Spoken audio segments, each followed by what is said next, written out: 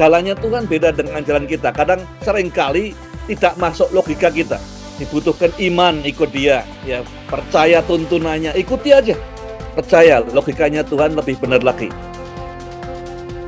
Seringkali kita tidak bisa jelas visinya, tidak kelihatan visinya karena kita terlalu terkungkung oleh persoalan hari ini. Tuhan ingin menunjukkan pada saudara semua janjinya, semua visinya. Tapi sering yang menghalangi adalah Lot ini. Ya, menghalangi kita untuk melihat apa yang Tuhan ingin kita lihat.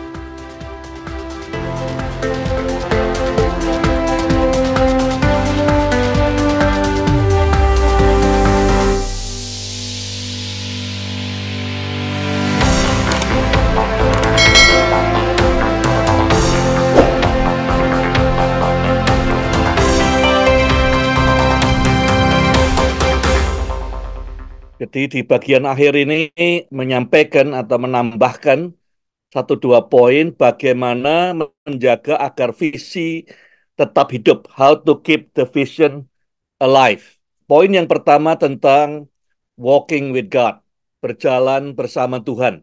Belajar dari pengalaman Abraham dan Lot. Yang pertama, kalau lihat perjalanannya Abraham di Kejadian 13-14 ini, jalannya Tuhan, ya, jalan yang Tuhan pilih sering berbeda dengan yang kita pikirkan. Di Kejadian 12, Tuhan memang sudah berjanji akan memberkati Abraham, dan lewat Abraham banyak bangsa akan diberkati. Abraham diminta meninggalkan negerinya, meninggalkan sanak saudaranya, meninggalkan rumah bapaknya. Dia berangkat ke Haran bersama Terah, kemudian dari Haran, umurnya sudah 75 tahun, berangkat sampai ke Sikem. Kemudian mendirikan mezbah di Sikem, terus dia jalan lagi sampai Bethel. Tuhan bilang, inilah tanah, aku berikan nanti kepada anak cucumu, keturunanmu. Tapi kemudian, ya pikirnya Abraham mungkin besok lusa dia akan dapat uang beli tanah, tambah luas gitu ya. Sampai semuanya jadi miliknya. Tapi nggak berapa lama kemudian ada musim kelaparan, kekeringan di tanah perjanjian ini. Begitu hebatnya dikatakan musim kekeringan ini, ya, drought ini begitu hebatnya sampai dia harus pergi. Kalau cuman kekeringan biasa mungkin Tuhan bisa sediakan seperti Elia ya, bisa hidup di tempat mata air tadi Bang. Tapi ini kan begitu hebat sampai dia harus pergi meninggalkan tanah perjanjian. Pada saat dia pergi oleh tuntunan Tuhan, mungkin juga dia bingung, Tuhan ini jalannya gimana? Suruh pergi dari Ur-Kasdim sampai Haran, Haran sampai Sikem, sampai Bethel, sekarang harus ngungsi. Ya. Tidak bisa survive dengan apa yang dia punya. Apa yang dia udah sangu dari Haran tidak bisa membuat dia hidup di tanah perjanjian. Tidak masuk akal, tidak masuk logika. Dia pergi sebagai pengungsi. Ya. Cari tempat di mana bisa hidup. Akhirnya sampai ke Mesir. Waktu dia mau masuk Mesir, dia dengar kabar bahwa Firaun itu mata keranjang dan kejam. Kalau lihat perempuan cantik, maka suaminya dibunuh, istrinya diambil. Terpaksa dia untuk buying times, dia bilang ini adikku, supaya ada waktu untuk berpikir jalan keluarnya. Jadi dia terancam, merasa takut, hampir kehilangan Sarah istrinya. Tapi kemudian Tuhan kirim tulah, ya, pada saat sebelum tulahnya itu datang, Firaun ngasih banyak pemberian, emas, perak, lembu, kambing, segala macam. Kemudian Firaun sadar bahwa ini istrinya Abraham, kemudian dikembalikan pada Abraham dan Abraham suruh pergi. Pasal 13 ayat 1 dikatakan, maka Abraham sekarang ini, ya, now Abraham very rich. Sekarang, ya, tadi berangkatnya pengungsi, ya, dia tidak bisa bertahan dengan kekayaannya. Sekarang dia pulang kaya raya.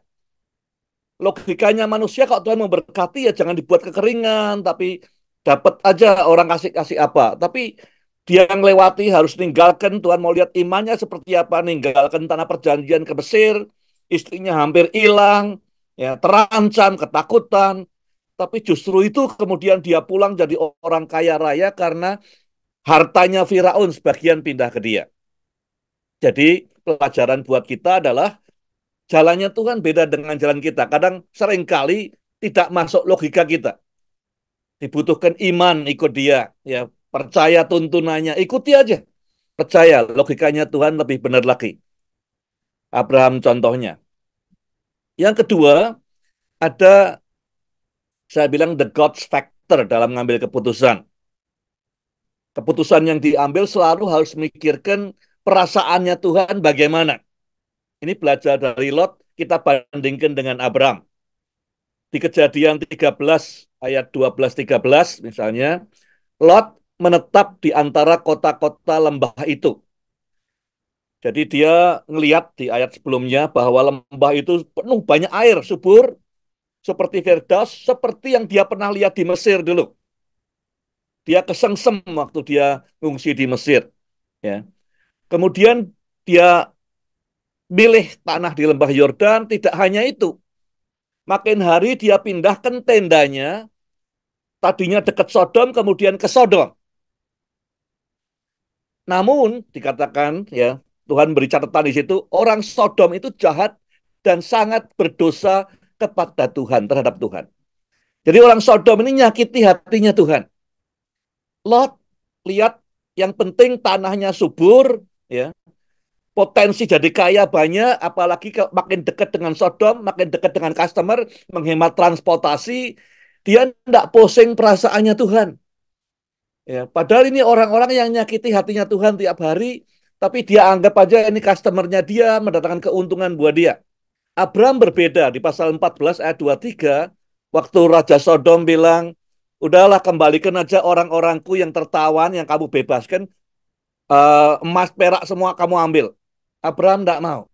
Ya. Karena dia tahu ini orang-orang yang nyakiti hatinya Tuhan.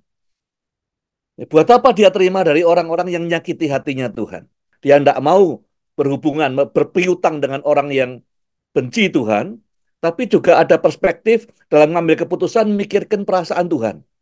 Ya, saudara, pelajarannya buat kita, keputusan yang kita ambil dalam bisnis, dalam pelayanan, dalam keluarga, dalam segala hal kehidupan kita ini, berteman dengan siapa, pergi kemana, pikirkan perasaan Tuhan. Bandingkan Lot dengan Abraham. Abraham jadi bapak banyak bangsa, Lot habis. Ya, matinya kesepian dengan dua anaknya sendiri, anak perempuannya. Pelajaran terakhir yang saya mau sampaikan, kita mulai dari Amsal 29 ayat 18. Bila tidak ada visi, atau dalam terjemahan lain, bila tidak ada revelation, tidak ada penyataan Tuhan, maka rakyat dibiarkan tidak terkendali. Tapi orang yang memelihara Taurat, berbahagialah dia. Ada 4 R, ya, bagaimana supaya visi tetap hidup. Jadi ini mereka-mereka, saudara dan saya yang sudah mendapatkan visi, kemana hidup ini mau pergi. Ya. Bagaimana menjaga supaya visi tetap menyala. Seorang hamba Tuhan di Amerika berkata, vision leaks, visi itu bocor. Kita sampaikan visi hari ini kepada karyawan, kepada jemaat, kepada tim. 3 bulan lagi mereka sudah lupa karena banyak kesibukan sehari-hari membuat vision leaks, visi bocor. Bagaimana menjaga supaya tetap menyala? Di dalam pasal 13 ayat 14-15 Kejadian, Tuhan berkata kepada Abram, setelah Lot berpisah darinya, angkatlah matamu dan dari tempatmu berdiri. Sebelum peristiwa ini, ada banyak persoalan di bawah. Ya. Jadi punya banyak itu tidak ada persoalan, banyak persoalannya. Gembalanya Lot bertengkar, berkelahi tiap hari dengan gembalanya Abram. Jadi harus ada penyelesaiannya gimana, mungkin bukan sekali ini saja, tapi sudah berkali-kali terjadi banyak persoalan di lapangan. Seringkali pandangan mata kita tertuju kepada the past, ya, masa lalu, atau the present, hari ini, atau pada persoalan yang memenuhi pikiran kita. Sehingga kita tidak bisa lihat ke atas, lihat Tuhan, dan tidak bisa lihat ke depan, lihat visi. Jadi Tuhan setelah Lot pergi, perintahnya adalah angkatlah matamu. Jangan terus cuma lihat ke bawah, lihat persoalanmu, ya, lihat tantanganmu, lihat apa yang ada hari ini dan masa lalu. Lihat ke atas. Angkatlah matamu dari tempatmu berdiri. Pandanglah ke utara, ke selatan, ke timur, dan ke barat. Sebab seluruh tanah yang kau lihat itu akan aku berikan kepadamu dan kepada keturunanmu selama-lamanya. Kita sekali-sekali, ya, orang nyetir mobil juga lihat kaca spion, sekali-sekali lihat ke belakang, kita evaluasi. Tapi Tuhan bilang, lihat, angkatlah matamu, lihat ke depan, lihat ke atas, lihat Tuhan, lihat masa depan, lihat visi. Seringkali kita tidak bisa jelas visinya, tidak kelihatan visinya karena kita terlalu terkungkung oleh persoalan hari ini. Ya, sudah merasa crowded, ya, visinya tidak jelas lagi mau kemana perusahaan ini, gereja ini, pelayan ini. Mungkin karena kita terlalu banyak lihat persoalan di bawah, di kantor, di pelayanan, ya, yang kita lihat hanya hari ini. Yang kedua, remove distraction. Menarik sekali dikatakan ayat tadi yang barusan kita baca. Setelah Lot berpisah dengan Abram, ya, dikatakan tanpa harus mengambil posisi yang berbeda. Angkatlah matamu dari tempatmu, di tempat yang sama. Jadi Abram sudah di sana sejak tadi, ya, sejak kemarin dia memang tempatnya di situ. Tapi selama ini tidak bisa lihat tanah yang dijanjikan, tidak bisa lihat visi yang Tuhan ingin perlihatkan pada dia. Selama ada Lot di situ, dia tidak lihat visi itu. Begitu dia berpisah dengan Lot, maka dia bisa lihat apa yang Tuhan ingin dia lihat di utara, di selatan, dan segala macam. Pelajaran buat kita, kadang dalam hidup kita ada Lot. Ya. Bisa aja Lot orang yang sangat kita kasihi, bisa aja Lot adalah benda atau activity atau orang yang membuat kita tidak bisa melihat visi Tuhan. Kita berkata, begitu Abraham berpisah dengan Lot, dia lihat apa yang Tuhan ingin dia lihat. Semua yang terjadi, yang kita lihat dengan mata jasmani, itu terjadi dulu kita lihat dengan mata rohani kita. Jadi kita lihat di sini, sebelum tanah Kanaan semua betul-betul menjadi milik Israel, Tuhan izinkan sejauh engkau lihat, Abraham, itu akan jadi milikmu. Tapi selama ada Lot, sekian lama, Abraham tidak bisa melihat apa-apa. Nah, pertanyaannya buat hidup saudara Lot itu apa yang menghalangi saudara bisa melihat apa yang Tuhan ingin saudara lihat? Tuhan ingin menunjukkan banyak hal dalam hidup saudara. Ya. Dia ingin bercerita, dia ingin menunjukkan hal-hal yang di depan kita. Tapi seringkali ada Lot. Sampai Lot pergi, baru kita bisa melihat visi dari Tuhan. Yang ketiga, rise up, act through faith, ya, bangkit, mulai melangkah dengan iman. Dikatakan di Kejadian 13:17, bangkitlah, jalanilah. Belum jadi miliknya, ya, tetapi mulai di-plan. Orang beriman itu bukan sekedar berharap, tapi mulai melangkah, God will do it. Jadi Tuhan akan, kalau dia mau merencanakan, mulai ngatur baiknya pusatnya di sebelah mana, ya, dia jalani ke utara, ke selatan, jalanilah panjang dan lebarnya negeri itu karena aku akan memberikan kepadamu. Langkah iman. Belum punyanya, tapi sudah coba memetakan apa yang Tuhan berikan. Mulai melangkah dengan iman. Sekali lagi, hanya iman yang bisa membuat kita berkenan di hadapan Tuhan. Ya. Pelayanan, kesibukan di gereja, kalau tidak didasari iman, ya, tidak didasari kasih kepada Tuhan, tidak akan menyenangkan hatinya Tuhan. R yang keempat adalah repositioning. Kenapa dia perlu pindah dari Betel ke Hebron? Ya, jadi setelah dia lewati semua daerah ini, utara, selatan, panjang, lebar, dia temukan tempat yang paling strategis, tempat yang paling tinggi di tanah perjanjian ini, di sebelah barat Sungai Yordan adalah Hebron. Dari Hebron, dia bisa tiap hari melihat apa yang Tuhan janjikan dalam hidupnya. Visinya bisa kelihatan, janjinya bisa terus diingatkan.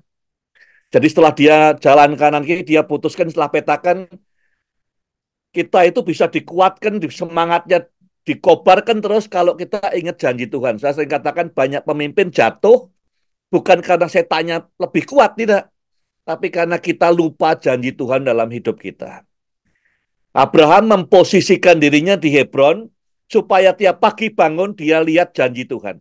Tuhan janji lihat jendela di utara sampai ujung pandangan itu Tuhan janjikan. Lihat jendela ke selatan, ke barat, ke timur, semuanya janji Tuhan. Bangun pagi, keluar, buka jendela, janji Tuhan. Ya. Jadi dia memposisikan dirinya. Kemanapun dia noleh, janji Tuhan ada di sana. Visi Tuhan bisa dilihat dari janji Tuhan itu. Abraham pun memindahkan kemahnya, tinggal di dekat pohon-pohon besar Mamre di wilayah Hebron.